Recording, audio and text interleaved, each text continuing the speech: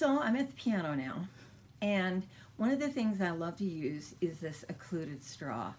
I actually got this Ingotitsa. I heard it from him at one of the conferences that I went to, but also his daughter works in my doctor's office, and she's a big believer in it.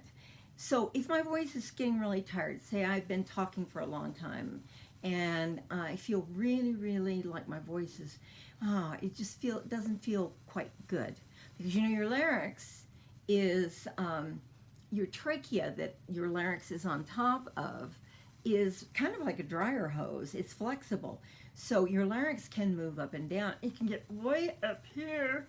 It's very, very high, and that's uncomfortable.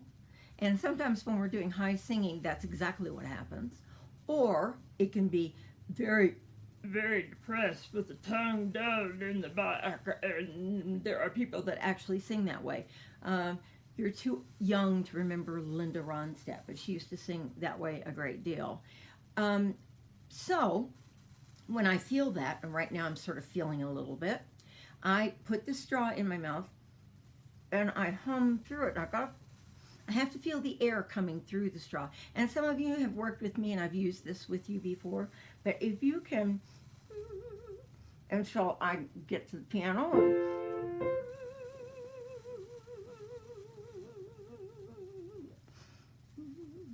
Well, it's kind of hard. But you're going to feel a lot of back pressure on your larynx. But I do a few vocalises, and then I'll start to feel better. I'll feel like my voice is where it needs to be. So I'm going to do a couple of those because I was talking up here and doing all of these things that are making my voice uncomfortable. So.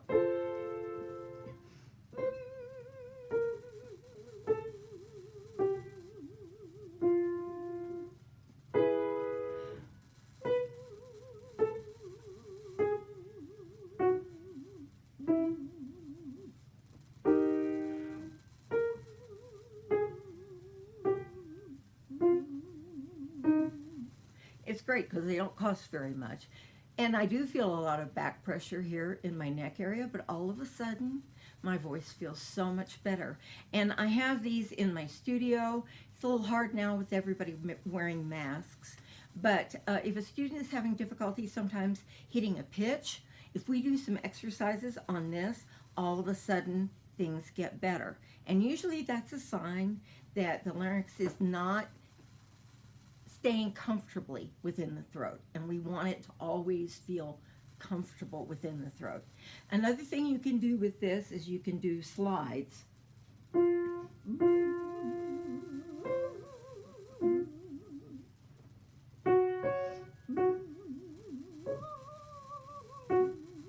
And it's a lot of back pressure. But again, when I get through doing that, my voice feels so much better, and I'm talking much better and a much better pitch level. Now, I also said that I told you about the are you Carol Ann Modisette? It puts me right where I'm talking, and that's my optimum pitch level. If we go too far below that level or too high above it, then our voice gets very tired when we're talking. So there is a way that you can do this, but I would encourage your teachers to do this with you. And the way you can tell often is find where the person is talking, and I'm about right up in here, and then go below it, and what you're going to do is you're going to have them talk on pitch, not sing, but talk. And you'll go 1, 2, 3, 4, 5, 6, 7. 1, 2, 3, 4, 5, 6, 7. 1, 2, 3, 4, 5, 6, 7. 1, 2, 3, 4, 5, 6, 7. 1, 2, 3, 4, 5, 6, 7. 1, 2, 3, 4, 5, 6, 7. 1, 2, 3, 4, 5, 6, 7. 1, 2, 3, 4, 5, 6, 7. 1, 2, 3, 4, 5, 6, 7. 1, 2, 3, 4, 5, 6, 7. 1, 2, 3, 4, 5, 6, 7. Well, I'm uncomfortable at that point, right? So then I'm going to start coming back down, and all of a sudden I will feel better. 1, 2, 3, 4, 5, 6, 7. 1, 2, 3, 4, 5, 6, 7. 1, 2, 3, 4, 5, 6, 7. 1, 2, 3, 4, 5, 6, 7. 1, 2. All of a sudden I feel much more comfortable. So F sharp for me, that's kind of my optimum pitch level, right around there, E, F, and F sharp. If I go too high above that, or I go too low below it, then I'm not comfortable. And we often have this problem after we've come off having a really bad sore throat, and our voices drop down below where they should be, and it takes us a bit to establish and find that optimum pitch level again. And if we can get back on that, then that makes what we do so much easier. And I use this a lot when I have had students that are sick and they come back in and we find their optimum pitch level. I've used it with people that I thought were either speaking too high or too low, and then we find where their optimum pitch level is, because usually if you're speaking above or below too much, that optimum pitch level, your voice will get hoarse. And if there's a chronic thing of hoarseness going on, that's something that I try. It could be that there is something physically wrong in there as well, and you'd want to get that checked out. But if this works, then I tell that student or that person, just throughout the day, play that note, get your voice on that level. Okay, so that's the way that I do that. There's another thing that I do to try to help my students get to pitches that they can't quite get to. And I call it orating on pitch. And whatever vowel it is, let's say it's an E. And let's say it's up here on a high E or even higher, because I don't want to go higher now. I'm getting a little old for that myself. But say it's up here, and they're having trouble hitting that note. Now often it's not that note that's actually causing them the problem. It's the note somewhere behind that, something that came before it. And so, you have to listen and think, what is that that's causing that? And a lot of it has to do with not creating the vowels properly. Your voice, you have it here, you have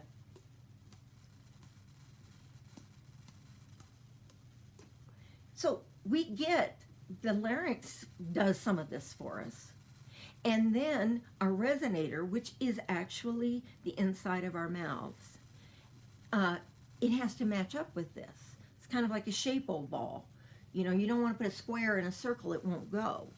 Where you're teaching a child shapes. Well, it's the same thing with the voice. The voice is very much the same way. So say I've got to sing an E up on an E here, and my student just can't find that E. And I'll have them do what I call orate, and they'll go E, and they can feel, oh, do you hear all that space in there? And so, and we'll do it a couple of times if they're having problems with it. E, and I know it sounds stupid, but and it helps them to get it. Now, I'm not a good example of that right now because I'm past 70. Yet I'm still singing, but I'm not up in the stratosphere where I used to be, because frankly, as you get older, your muscles get stiffer, and your larynx, which is very pliable at your age and extremely pliable in babies, it starts to get a little stiffer, and so it doesn't quite do what I want it to do up there, which bums me out sometimes, but that's okay. So we do that, and then they can find what that pitch needs to sound like and what they need to do to have it happen. These are some tricks that I use a lot in my studio to try to help people, because one of the biggest problems is students don't want to open their mouths. And remember, your mouth is here, your jaw's really here. This is your chin. And I often get students that misunderstood. They drops so far that this hinge right here, which is your temporomandibular joint, it pops out and it hurts. And so we don't want that. We want it to be comfortable. And the inside of our mouth has so many soft surfaces in it. We have the inside of the cheeks, right? They're soft. The tongue is soft. The soft palate is soft.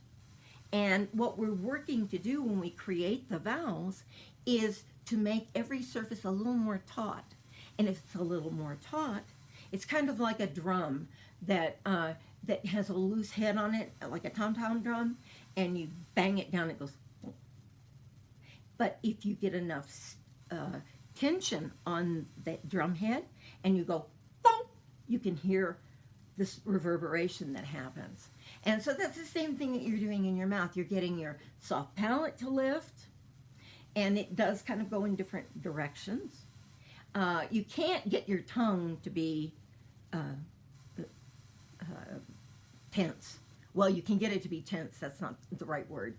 You can not get it to be taut, I guess, in the way that, say, you can get your cheeks to be taut. And the hardest resonating surface is your teeth. And so you want to make all of these surfaces so that the voice, the sound matches up here. And, you know, your vocal folds are only about the size of my little fingernail here.